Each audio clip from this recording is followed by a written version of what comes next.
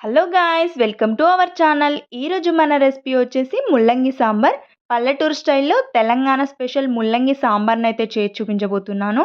మనం నార్మల్గా ఎప్పుడు చేసుకునే సాంబార్ కంటే కూడా ఈ ముల్లంగి సాంబార్ అనేది చాలా చాలా టేస్టీగా ఉంటుంది. తిన్న కొద్ది తినాలనిపిస్తుంది, అమృతంలాగా ఉంటుంది. ఇంకా ఆలస్యం ఎందుకు, ఎలా తయారు చేసుకోవాలో చూసిద్దాం. ముందుగా ఒక బౌల్లోకి 1 కప్పు వరకు కందిపప్పు వేసుకొని ఒక 2 సార్లు శుభ్రంగా కడిగేసుకున్న తర్వాత అందులోకి 2 కప్పుల వరకు నీళ్లు, కొద్దిగా పసుపు వేసుకొని ఈ పప్పు అయితే మెత్తగా ఉడికేంత వరకు అయితే ఉడికించుకోవాలి. నేను ఇక్కడ సాంబార్ని కట్టెల పొయ్యి మీద ప్రిపేర్ చేస్తున్నాను కాబట్టి రైస్ కుక్కర్లో అయితే పప్పును వేసుకోలేదు. నార్మల్ గిన్నెలో వేసుకొని అయితే ఉడికించుకుంటున్నాను.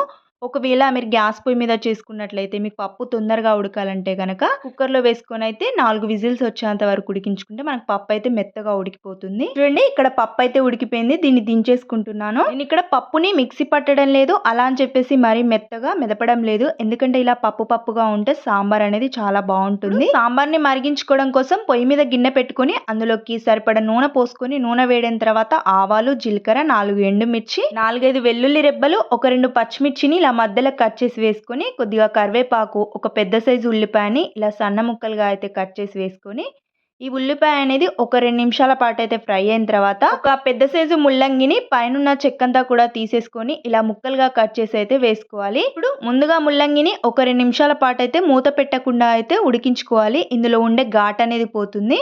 ఆ తర్వాత మూత పెట్టుకొని మరొక 2 నిమిషాలు అయితే ఉడికించుకున్న తర్వాత ఇప్పుడు ఇందులోకి 1 చెంచా పసుపు, అలాగే ఒక పెద్ద సైజు టమాటాని ఇలా ముక్కలుగా కట్ చేసి వేసుకొని 1 నిమిషం పాటు అయితే కలుపుకుంటూ ఉడికించుకోవాలి. ఇప్పుడు ఇందులోకి రుచికి తగినంత ఉప్పుని వేసుకోవాలి. అలాగే 1/2 చెంచా వరకు ధనియాల పొడి, 1 చెంచా వరకు కారం వేసుకోవాలి. మనం ఆల్రెడీ ఎండుమిర్చి, పచ్చిమిర్చి వేసుకున్నాం కాబట్టి కారం అనేది చూసుకొని వేసుకోండి. మీరు కారం ఎక్కువగా తిన్నట్లయితే కనుక ఇంకొంచెం కారం వేసుకుంటే సరిపోతుంది. ఇలా అన్నీ కూడా వేసుకున్న తర్వాత ఒకసారి కలుపుకొని కొద్దిగా నీళ్లు పోసుకున్నట్లయితే కనుక మనకు కారం అనేది మాడకుండా ఉంటుంది. ఇందులోకి చింతపండు రసాన్ని వేసుకోవాలి. మీరు తీసుకునే చింతపండు పులుపుని బట్టి తీసుకుంటే సరిపోతుంది. అలాగే ఒక 2 నిమిషాలు అయితే ఆ చింతపండు రసం మరిగిన తర్వాత మనం ముందుగా ఉడికించి పెట్టుకున్న పప్పు వేసుకొని ఇక నీళ్లు పోసుకున్న తర్వాత ఒకసారి అంతా కూడా కలుపుకొని ఇప్పుడు దీన్ని అయితే మరిగించుకోవాలి. స్టైల్గా చెప్పాలంటే సాంబార్, అదే పల్లెటూరు స్టైల్లో చెప్పాలంటే కనుక పప్పుచారు అంటారు కదా. మామూలుగా చేసుకుంటేనే సాంబార్ అదిరిపోతుంది. చక్కగా ఇలా ఇంకా కట్టెల పొయ్యి మీద చేస్తున్నాం కాబట్టి టేస్ట్ అయితే మరింత రెట్టింపు అవుతుంది. చూడండి, సాంబార్ అనేది కొద్దిగా ఇలా మరిగిన తర్వాత ఇప్పుడు ఇందులోకి కొద్దిగా సాంబార్ పొడి, అలాగే కొద్దిగా కొత్తిమీర వేసుకున్న తర్వాత ఒకసారి కలుపుకొని ఇంకొక 5 నిమిషాలు మరిగించుకుంటే మనకు సాంబార్ అయితే రెడీ అయిపోతుంది. చూడండి, 5 నిమిషాల తర్వాత చూసుకున్నట్లయితే కనుక మనకు సాంబార్ అనేది కొద్దిగా ఇలా చిక్కగా అవుతుంది.